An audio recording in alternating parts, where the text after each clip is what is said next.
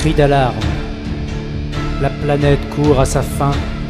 Les civilisations arrivent à expiration. Fin du monde. Destruction de l'humanité. Destruction de l'esprit de vie de l'homme, due aux conséquences de la surabondance de mensonges sur la raison de la vie, de la mort de l'homme.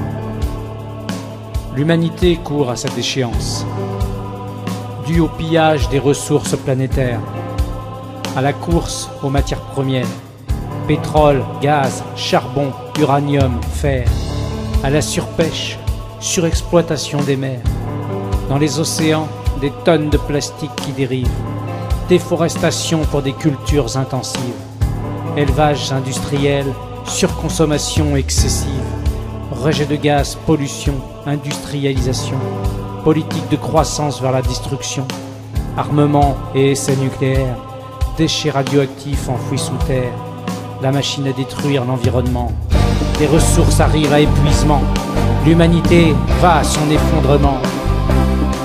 Conséquences fatales, dégâts effroyables, réchauffement climatique inéluctable, augmentation des températures infernales, saturation de l'air irrespirable, amplification des canicules, incendies à répétition, réveil des volcans en éruption, catastrophes climatiques en accélération, séismes, tsunamis, inondations, cyclones, ouragans, l'élévation grave du niveau des océans, fonte des banquises et des glaciers, villes, métropoles englouties, submergées, dégel des terres du Grand Nord, libération de gaz et méthane, emballement plus fort, sécheresse de pays entiers, zones désertiques, inhabitables, des milliards de réfugiés climatiques, tensions, conflits, famines insoutenables, plus de nourriture, raréfaction de l'eau potable, terreur, chaos inévitable, disparition des espèces animales, extinction de l'espèce humaine,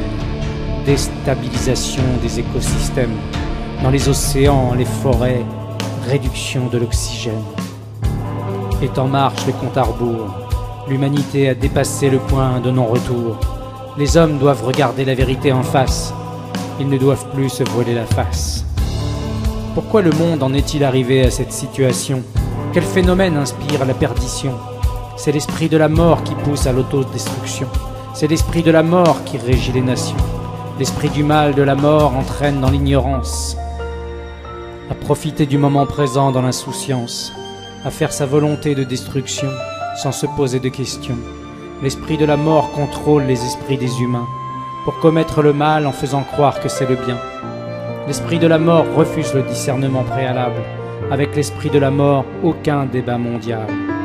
Avec l'esprit de la mort, des déductions qui causent les tensions. Sur le mot Dieu, des mensonges qui sèment les confusions. Sur le mot Dieu, des délires, fausses croyances, inventions.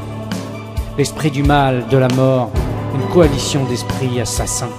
Assassins de l'esprit de lumière, de vie en chacun. Dans l'homme règne à son insu l'esprit de la mort. Dans l'homme, l'esprit du mal est plus fort. L'homme ne se préoccupe pas de son esprit de lumière, de vie qu'il a reçu pour sa naissance. Et d'où provient son esprit? Une pépite d'étoiles, de lumière céleste de vie. En soi, chacun a un esprit de lumière de vie. Petite lumière, petite pépite, c'est l'esprit. L'esprit est voué à la résurrection dans la lumière. Le corps charnel, lui, est voué à la poussière.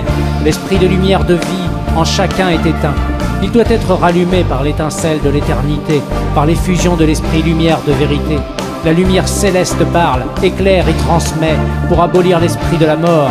Car après la mort, ce n'est pas fini, chacun rallume son esprit de lumière de vie. Dans l'homme, l'esprit de lumière de vie a pour vocation remonter vers la lumière céleste qui a créé son esprit.